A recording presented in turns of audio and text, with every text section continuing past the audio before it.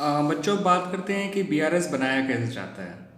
तो देखिए बच्चों, जब बीआरएस बनाया जाता है तो इस बात को ध्यान रख के बनाया जाता है कि आपको बैलेंस दे कौन सा रखा है और आपको बैलेंस ढूंढना कौन सा है। ठीक है। सपोज अगर आपको एक बैलेंस दे रखा है और उससे आपको दूसरे बैलेंस के पास जाना है, मैं मानता हूँ चलिए आपको कैश बुक का बैलेंस भी गिवन है और आपको पासबुक का बैलेंस भी गिवन है, और आपको जो है ये रीजंस भी गिवन है जिनकी वजह से वो डिफरेंसेस आया है इन दोनों के बीच में। तो फिर आपको एक बैलेंस से दूसरे बैलेंस तक पहुंचना कैसे होता है वो समझिए बच्चों। जब भी आपको एक बैलेंस से दूसरे बैलेंस तक पहुंचना होगा तो एक बात ध्यान रखिएगा, जिसके बैलेंस को आप स्टार्टिंग पॉइंट लेके चलेंगे उसके बैलेंस को फॉलोअर मान लीजिए, और जिसके बैलेंस को आप फाइनली फाइंड आउट करेंगे या जिस बैलेंस तक आपको पहुंचना है उसके बैलेंस को लीडर मान लीजिए, और follow the leader approach follow करिए। फॉलो द लीडर अप्रोच होती क्या है?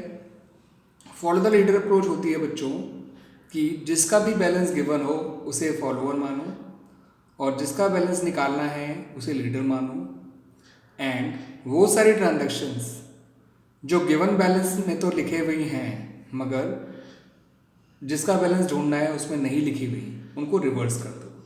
यानी फॉलोअर की वो ट्रांजैक्शन जो लीडर ने नहीं लिख रखी हैं उनको रिवर्स कर दो, और वो ट्रांजैक्शन जो लीडर ने लिख रखी है मगर फॉलोअर ने नहीं लिखी उसको एज इट इज फॉलो करो। ठीक है। जैसे कि मैंने कहा कि आपने स्टार्टिंग पॉइंट जो है सपोज कैश बुक ले लिया और आपको पासबुक का बैलेंस निकालना है, तो जो भी कैश बुक का बैलेंस दे रखा है अगर फेवरेबल बैलेंस दे रखा है तो उसे पॉजिटिव आइटम में लिख दीजिए, अनफेवरेबल बैलेंस दे रखा है तो उसे नेगेटिव आइटम में लिख दीजिए। ठीक है बच्चों। और फिर उन सभी ट्रांजैक्शन को इस तरह से डील करिए। देखिए वो क्या है कि सपोज आपने चेक जमा करा बैंक में मगर वो क्लियर नहीं हुआ, तो आपने तो जमा कर दिया चेक में, वो बैंक में वो क्लियर नहीं हो पाया। तो जो चेक आप बैंक में जमा कर चुके हो वो क्लियर नहीं हुआ, तो इसका मतलब ये हुआ कि आपने वो पैसा बढ़ा रखा था मगर बैंक ने नहीं बढ़ाया। तो आप कैश बुक को फॉलोअर मान रहे हैं और पासबुक को लीडर।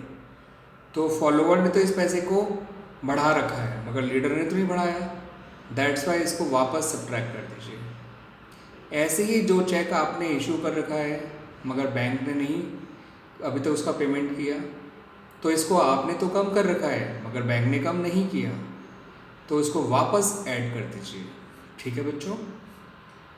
ये तो हो गया अपने कामों को रिवर्स करना। अब पासबुक के कामों को एज इट इज फॉलो करने का मतलब क्या है? जैसे कि आपने आपके किसी कस्टमर ने बैंक में जाके डायरेक्ट जमा कर दिया पैसा, तो एज ए रिजल्ट पासबुक का बैलेंस तो बढ़ गया मगर आपका नहीं बढ़ पाया क्योंकि आपको उस बारे में नहीं पता। बैंक में वो चेक जमा हो चुका है, आपको जब बैंक से स्टेटमेंट आई तब पता चला।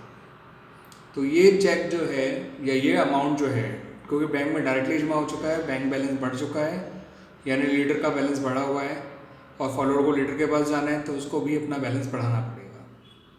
ठीक है बच्चों। ऐसे ही अगर बैंक ने आपके बैलेंस पे इंटरेस्ट दिया है तो उसने आपका बैलेंस बढ़ा दिया, और आपको बैंक के बैलेंस के पास जाना है तो आपको भी अपना बैलेंस बढ़ाना पड़ेगा। ठीक है बच्चों। उसी प्रकार अगर बैंक ने आपके बिहाफ पे कोई इंटरेस्ट पे किया है या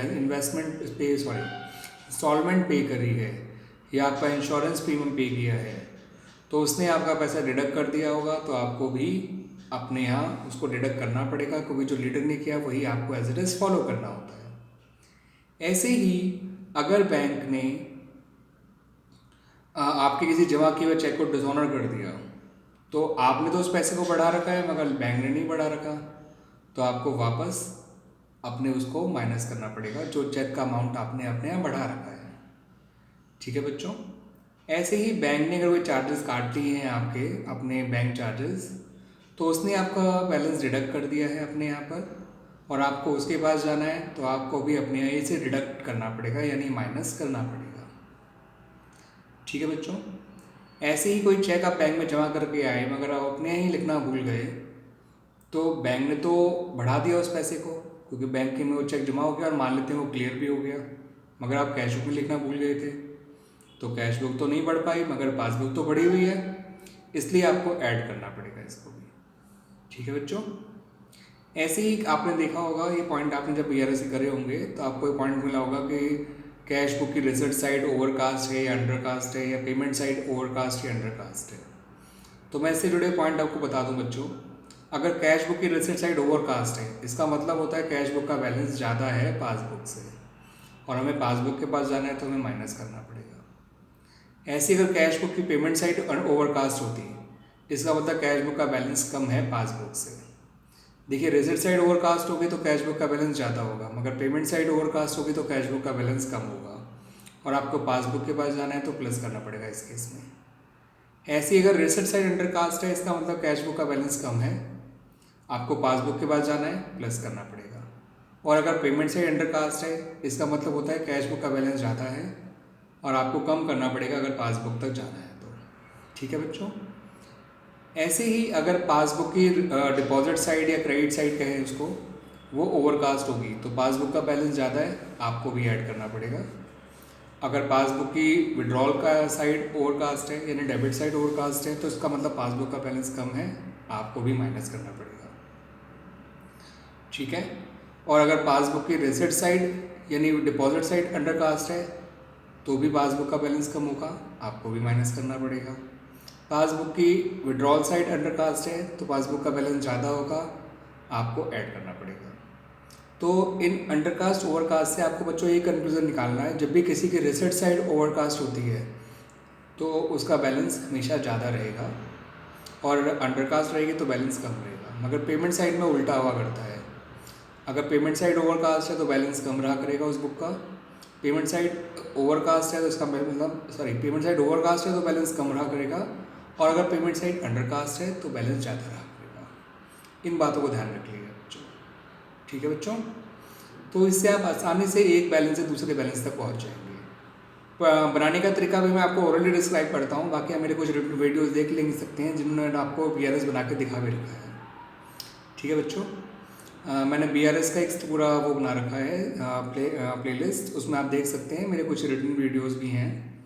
ठीक है, पिक्चरल वीडियोस भी हैं जिसको आप देख सकते हैं और अच्छी तरह से समझ सकते हैं। बनाने का तरीका ऐसा होता है कि आप सेंटर में हेडिंग लिखिए बैंक रिकन्सिलिएशन स्टेटमेंट, नीचे डेट लिखिए जिस डेट में वो BRS आप बना रहे हैं, फिर नीचे लिखिए particulars, plus items, minus items, फिर पर्टिकुलर वाले कॉलम में जिसका बैलेंस गिवन हो, जिसके बैलेंस को आप स्टार्टिंग पॉइंट ले रहे हैं, उसके बैलेंस को लिख लीजिए। सपोज आप कैश बुक के बैलेंस को ले रहे हैं, तो अगर उसका बैलेंस फेवरेबल है यानी डेबिट है तो उसको प्लस आइटम में लिख दीजिएगा, अनफेवरेबल है तो माइनस आइटम में लिख दीजिएगा यानी ओवरड्राफ्ट है तो।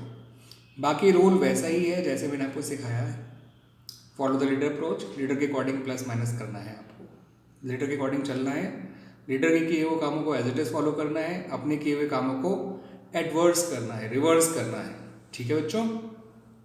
तो इस तरह से आपका सॉल्यूशन निकल आएगा, आप दूसरे बैलेंस तक पहुंच जाएंगे। याद रखिएगा, अगर आपकी पॉजिटिव साइड ज़्यादा आई है नेगेटिव साइड से, इसका मतलब जिसका बैलेंस निकाल रहे हैं वो फेवरेबल बैलेंस है। ठीक है। और अगर आपकी नेगेटिव साइड बड़ी आई है पॉजिटिव साइड से, इसका मतलब जिसका बैलेंस निकाल रहे हैं वो अनफेवरेबल बैलेंस है। फेवरेबल बैलेंस हमेशा नेगेटिव साइड में लिखिएगा जो रिजल्टिंग बैलेंस होता है। ठीक है।